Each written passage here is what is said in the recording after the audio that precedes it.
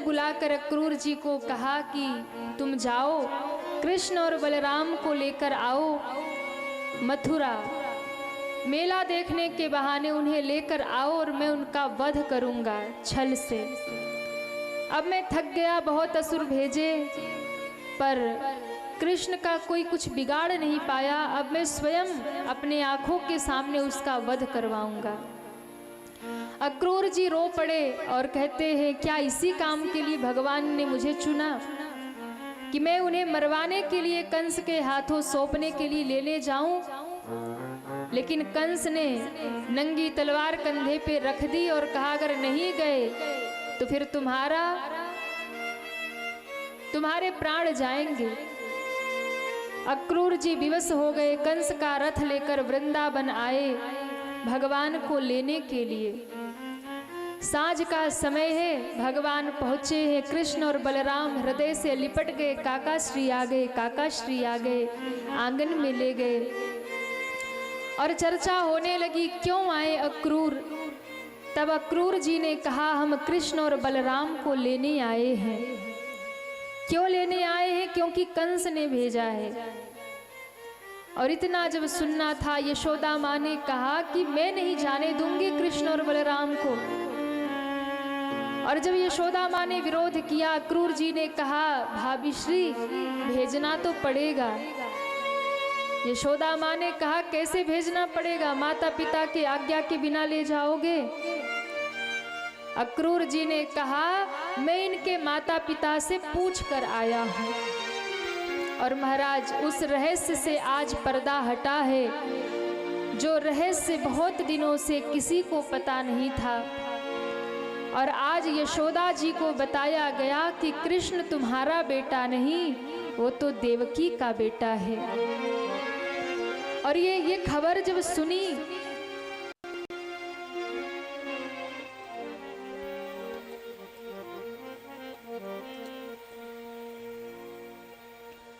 सभी शांति बनाए,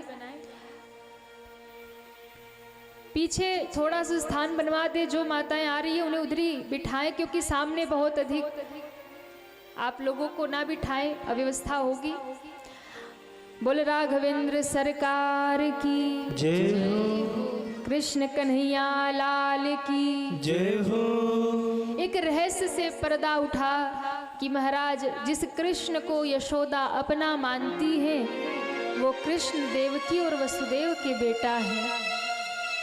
माता मूर्छित होकर के धरती पे गिरी है, किसी ने भोजन नहीं किया। पूरे ब्रज में आज सब दुखी हैं, क्योंकि अक्रूर नामक कोई व्यक्ति आया है जो कृष्ण और बलराम को सदैव के लिए हमसे छीन कर ले जाएगा। और वो रहस्य भी आज पता चला कि कन्हैया देवकी का बेटा है, यशोदा का बेटा नहीं है।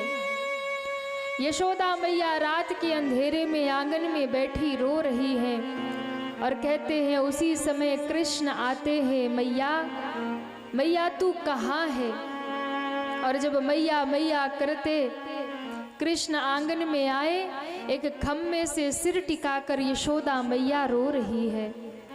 कन्हैया गोद में बैठ गए, मैया मैया कह के। अरे मैया तू क्यों रो रही है? यशोदा जी ने रोते रोते कहा, कन्हैया बेटा तू जीवन भर झूठ बोलता रहा। जब जब तू माखन चुरा कर आता था, गोपियां उलाहने देती थी, शिकायत करती थी, और तू कहता था कि नहीं मैया मैंने माखन नहीं चुराया। तू गोपियों की मटकियां तोड़ के आता था, उलाहने आने पे तू कहता था मैंने कुछ नहीं किया। मैं मान जाती थी, पर लाला आज तुझे अपनी मैया की सौगंध है लाला, आज झूठ मत कहना। इस बूढ़ी यशोदा को अंधेरे में मत रखना लाला। सच बता, क्या तू मेरा लाला नहीं? क्या तू सच में उस देवकी का लाला है? क्या मैं केवल तेरी धाय माँ हूँ, केवल तुझे दूध पिलाने वाली माँ हूँ, तुझे पालने वाली माँ हूँ? कन्हैया की आंखों में पहली बार आंसू आए। माँ, अरे मेरी यशोदा मैया, तू क्यों मन छोटा करती है? मैं देवकी का लाला हूँ। अरे मैया ये सारी दुनिया मुझे कहे कि कृष्ण देवकी का बेटा है, कृष्ण देवकी का बेटा है, पर जब इसे कृष्ण से कोई पूछेगा तो मैं यही कहूँगा, मैं तो अपनी यशोदा मैया का लाला हूँ, मैं तो यशोदा नंदन हूँ। मैं नंद नंदन ही कहाऊँगा, मैं यशोदा नंदन ही कहाऊँगा। अक्रूर काका कह रहे हैं कि मेरी माँ देवकी है, हो सकता है देवकी ने मुझे जन्म दिया हो, पर माँ इस कन्हैया ने जब से आँख खोली है ना, तब से माँ के रूप में अगर किसी को देखा है तो अपनी यशोदा मैया को देखा है। इस कृष्ण ने दूध अगर किसी का पिया है तो अपनी यशोदा मैया का पिया है। इसलिए मैया, मैं सदैव ही तेरा लाला कहाऊंगा, मैं सदैव तेरा लाला ही रहूंगा। यशोदा मैया ने कहा, अरे लाला, मुझे लगता था कि तू मेरा लाला है, इसलिए मैं तुझ पर क्रोध भी करती थी, तुझे ऊखल से भी बांध दिया। अरे कन्हैया, अगर मुझे पता होता मैं तेरी धाय माँ हूँ, अगर मुझे पता होता मैं केवल तुझे पालने वाली माँ हूँ, तो लाला मैं तुझे कभी ऊखल से ना बांधती, मैं कभी तेरे ऊपर डंडे ना उठाती, कभी थप्पड़ ना उठाती। मैंने तुझे डांट भी दिया, फटकार भी दिया, ऊखल से भी बांधा, क्योंकि मुझे लगता था तू मेरा लाला है। इसलिए हो सके इस लीला को भूल जाना और अपनी सधाय माँ यशोदा को क्षमा कर देना। भगवान बिलख कर रो पड़े, माँ को हृदय से लगा के कहा, माँ इस लीला के कारण ही तो तू जानी जाएगी, इस लीला के कारण ही मैं तुझे याद करूँगा, क्योंकि इससे प्यारी कोई और लीला थी नहीं। जब मैं तेरे सामने भयभीत होकर खड़ा था, माँ के रूप में मैंने तुझे देखा। और माँ तो माँ होती है सज्जनों, माँ तो माँ होती है। आप विचार करिए, किसी माँ ने बचपन से ही किसी लाला को पाल पोस कर बड़ा किया हो, और 10-12 वर्ष होने पर एकाएक उस मैया से कोई कहे ये तुम्हारा बेटा नहीं, ये किसी और का जाया है, और जीवन भर के लिए उस माँ से उसे दूर कर दिया जाए। जिस बालक का बचपन उसने बिताया हो, उस माँ के ऊपर क्या बीतेगी। पूरे जीवन यशोदा मैया रोती रही कन्हैया की याद में, पर कभी इस बात को स्वीकार नहीं कर पाई कि मेरा कन्हैया मुझे छोड़कर चला गया। रोती थी, और कोई घर में जोर से आवाज लगाए ना तो कहती थी, धीरे बोलो, मेरा कन्हैया सो रहा है, जग जाएगा। नंद बाबा ने तो कभी माना ही नहीं कि कन्हैया हमें छोड़कर चला गया। गोपियों ने कभी माना ही नहीं कि कन्हैया हमें छोड़कर चला गया। कभी कोई गोपी आती है तो कहती है, आज भी कन्हैया मेरे घर में माखन चुराने आता है। नंद बाबा घर से निकलते हैं तो द्वार पर खड़े हो जाते हैं और इंतजार करते हैं, कन्हैया अभी मेरी पादुका लेकर आएगा और कहेगा, बाबा नंगे पांव मत जाओ। ऐसी ब्रज की दशा सुबह भोर हो गई। रोते रोते माँ ने आज बांजरे की रोटी बनाई, माखन रोटी सामने रख दिया। कन्हैया माँ से लिपट के रो पड़े, माँ आज अंतिम बार अपनी हाथों से खिला दो, न जाने फिर कभी तेरे हाथ की ये माखन रोटी मिले ना मिले। मैया एक बार अपनी हाथ से खिला दे। और अंतिम बार ठाकुर जी ने यशोदा माँ के हाथों से माखन रोटी खाई। मथुरा में जब राजपाट मिल गया, देवकी माता बड़ी परेशान रहती है, कन्हैया को क्या पसंद है। सभी से सुन रखा था कि माखन बहुत खाता है। एक दिन थाली में माखन परोस दिया। ठाकुर जी की नजर माखन पर पड़ी और कहते हैं, ठाकुर जी को इतना रोना आया, यशोदा की याद आई, थाली छोड़कर चले गए। कमरा बंद करके ठाकुर जी जोर जोर से रोने लगे, पछाड़ खा के गिरे। झरझर झरझर गंगा जमुना की धार बहने लगी। उद्धव जी ने आके पूछा, कन्हैया तुम्हें क्या हो गया, कन्हैया क्या हो गया। कन्हैया ने कहा, उद्धव माँ को कह दो मेरी थाली में 56 भोग रखे पर कभी माखन ना रखे। क्यों? जब भी मैं माखन को देखता हूँ मुझे मेरी यशोदा मैया याद आ जाती है, मुझे मेरी यशोदा मैया की याद आ जाती है। कन्हैया ने फिर कभी माखन को मुख नहीं लगाया, फिर कभी माखन नहीं खाया। यशोदा से कहते, माँ अंतिम बार अपनी आंखों से खिला दे मैया। यशोदा मैया ने माखन खिलाकर पीतांबरी बांध दी, मोर मुकुट बांध दिया। घर से बाहर निकले तो हजारों गोपियां खड़ी हैं, हम नहीं जाने देंगे। अरे अक्रूर, तू क्यों हमारे कन्हैया को लेकर जाता है। भगवान ने सबको समझाया और भगवान का रथ जैसे ही चलने को हुआ, यशोदा मैया रथ के आगे लेट गई। अरे अक्रूर, तेरा नाम अक्रूर किसने रखा, तू तो बड़ा क्रूर है। एक काम कर, ये रथ का पहिया यशोदा की गर्दन से उतार दे। क्यों? मैं अपनी लाला के साथ जा तो नहीं सकती, ये शरीर नहीं जा सकता, कम से कम ये पहिया रथ से मेरे गर्दन से उतार दे, रथ का पहिया, ताकि मेरे प्राण तो मेरे लाला के साथ चले जाएं। क्या करूंगी उसके बिना रहकर।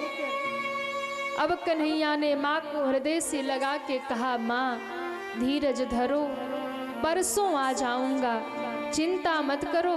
गोपियों को कह दिया परसों आ जाऊंगा, और कहकर भगवान वृंदावन की सीमा पार कर गए। गोपियां ब्रज की सीमा में बैठी बैठी रोती रह गई और परसों के इंतजार करती रह गई। परसों कन्हैया आएगा, परसों कन्हैया आएगा, और परसों करते करते वर्षों बीत गए पर ठाकुर लौट कर नहीं आए।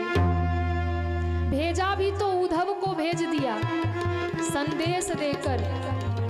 उद्धव ने जाके कहा, कन्हैया तुम बड़े निष्ठुर हो। अरे ऐसी मैया यशोदा, ऐसी गोपियों का तुमने त्याग कर दिया। तब ठाकुर ने कहा, अरे उद्धव, वृंदावन से कभी कृष्ण दूर नहीं हो सकता। भले ही मैं द्वारिकाधीश बन गया, भले ही मैं मथुरा में आ गया हूँ, लेकिन ये कृष्ण सदैव अपनी मैया यशोदा और गोपी के ही पास रहता है और सदैव ही नित्य उनके साथ निवास करता है।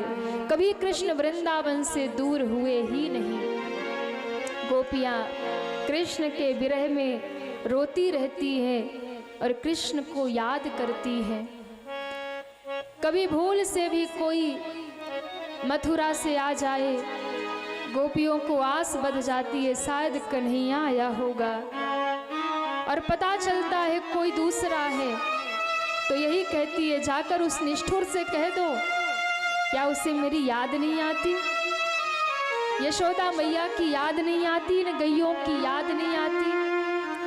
बस यही कह कह करके गोपियाँ बरसों बिता देती है, अपना जीवन भगवान की याद में व्यतीत कर देती है।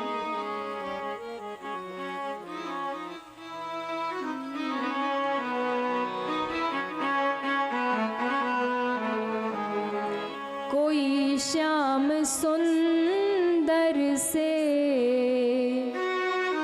कह दो ये जाके, कोई श्याम सुंदर से कह दो ये जाके,